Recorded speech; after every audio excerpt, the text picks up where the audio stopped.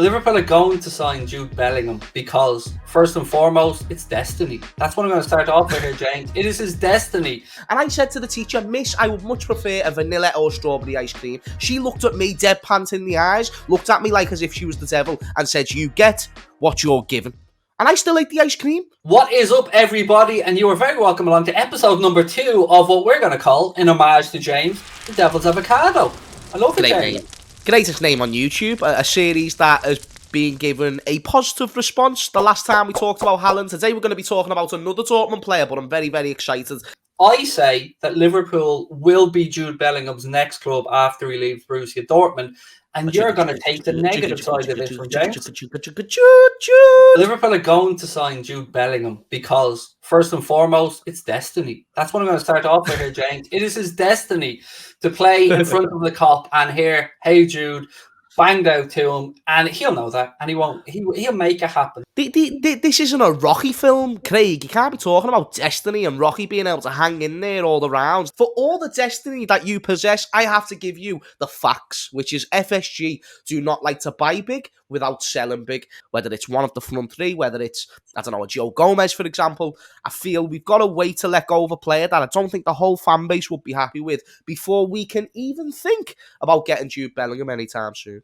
The second point I'm going to bring to you is the family Liverpool connection. It is there. They are fond of the Reds. And Agent Henderson has been doing the job very well. I mean, nobody can tell me that bromance that was budding during the Euros wasn't intentional, that Jude Bellingham doesn't look up to Jordan Brian Henderson as a role model, as somebody he could come into Liverpool and potentially follow the pathway that has been tread before by Jordan.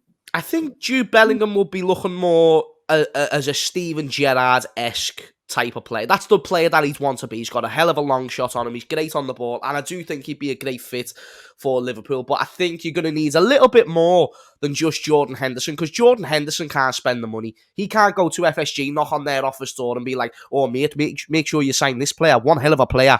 Unbelievable player. I don't think that alone will be enough to be able to get Jude Bellingham over the line anytime soon. I will give you that the transfer fee is going to be really hard to figure out. I'll give you that one. I'm not going to argue on that. I think that Jude Bellingham's wage demands will be infinitely more reasonable than the likes of Erling Haaland or other players. He would be quite happy with the incentive-based system that FSG have in place because he will have seen the pathway that has been tread by those before him. So I think that the transfer fee is a headache, but I think that his wages will offset that in the long term. And I think that he can be convinced of the project. The question that I present to you is whose players that we sell? Because I'm sure even you agree, Craig, because Liverpool have had some transfer windows where they've spent 70 or 80 million. But you've just mentioned about when Jude Bellingham is 19 or 20. You're probably looking at maybe the best young midfielder in world football at that point.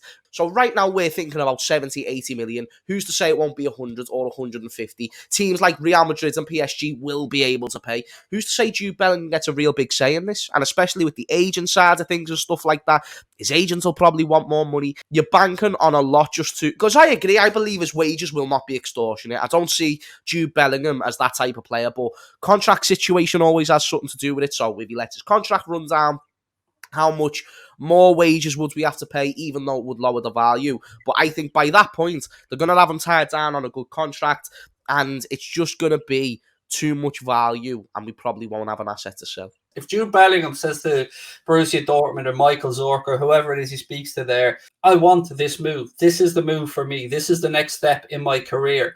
If they refuse that, and refuse to entertain a reasonable offer from Liverpool, I'll put it to you, James, that this will be negative for Borussia Dortmund because they have a niche as the club where you go to gain your first team experience, to get a platform to go and play in Europe, and they can't allow anything to derail that. So bad publicity about the likes of Jude Bellingham maybe being denied his move when he would have been sold on the project at Dortmund, that you come in, you do your time here, you play well, you know, it's a shop window. So I think they have to play ball a little bit.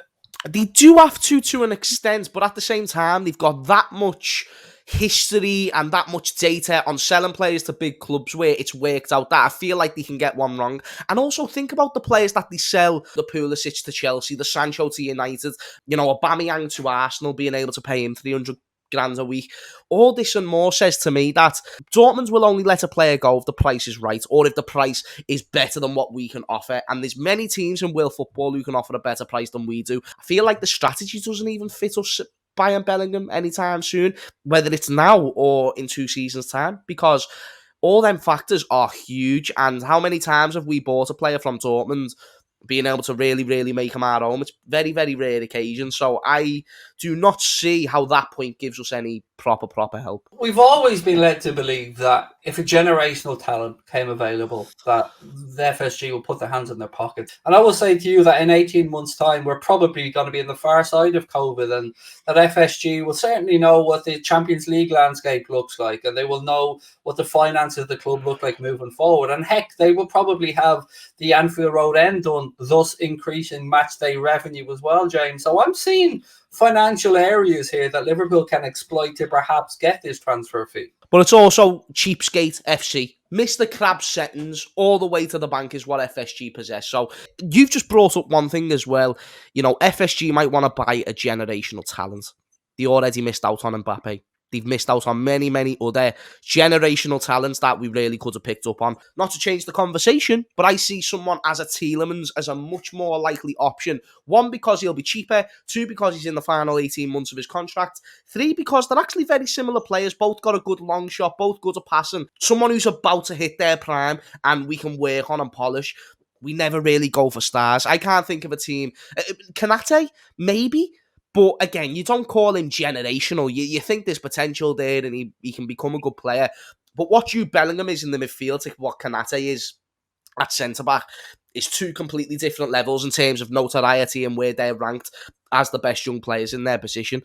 When you remove the money factor and even when you include the fact we will probably be making more money by then from the stadium and from being able to sell bigger players, younger players through the academy, I just don't think that's Liverpool's style.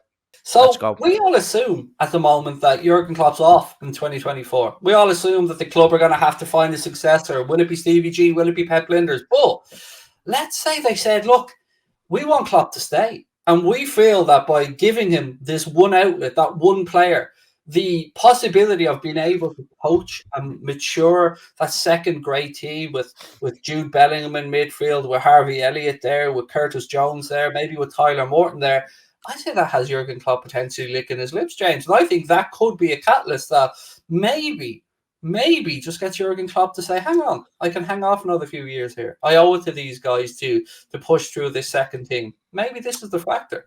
As convincing as that was, and you were this close to turning me, it reminded me of a story. The story being that one time in primary school, they were actually decided to be nice and decided to give all the kids ice cream. It was a lovely day. We were watching films. We watched The Ice Age and it was brilliant. Anyway, ice cream got passed around. The teacher comes round, gives me a chocolate ice cream. And I said to the teacher, Miss, I would much prefer a vanilla or strawberry ice cream. She looked at me, deadpan in the eyes, looked at me like as if she was the devil and said, you get what you're given.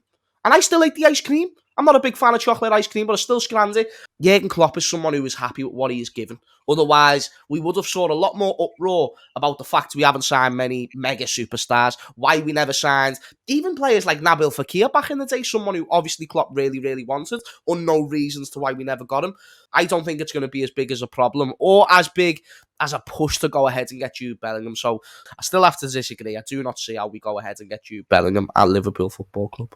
I'm going to have to be greedy here, James. Throw in one last curveball. Go for it. Let's say that Jurgen Klopp doesn't like chocolate ice cream and Jurgen Klopp decides that he's going to have to move on.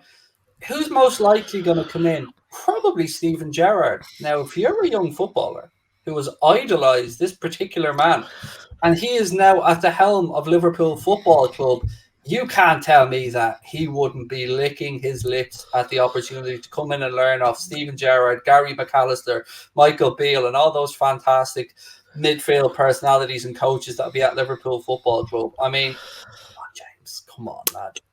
If buts, maybes, Craig, and you know that I don't do them. For all I know, Zinedine Zidane by that point could be the Manchester United manager or the Man City manager, and that in itself is a figure that Jude Bellingham will aspire to be like. And even though I think Steven Gerrard is Bellingham's number one hero, I just think you're expecting a lot to happen for this transfer to go through.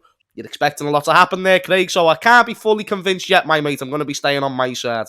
I want Bellingham. It's just about whether thinking that we're going to get him or not. But hopefully, I would never be so happy to be proven wrong. Let us know who's more deluded in the comment section below. I think I'll probably end up being more deluded on this one, James, to be fair. I'm going to give you that one. If you get proven right in future, then just goes to show the Lord that you are, Craig. Thank you to Mr. James Redmond. Thank you to you guys for watching. And we'll be back real soon. The Reds. Whoop.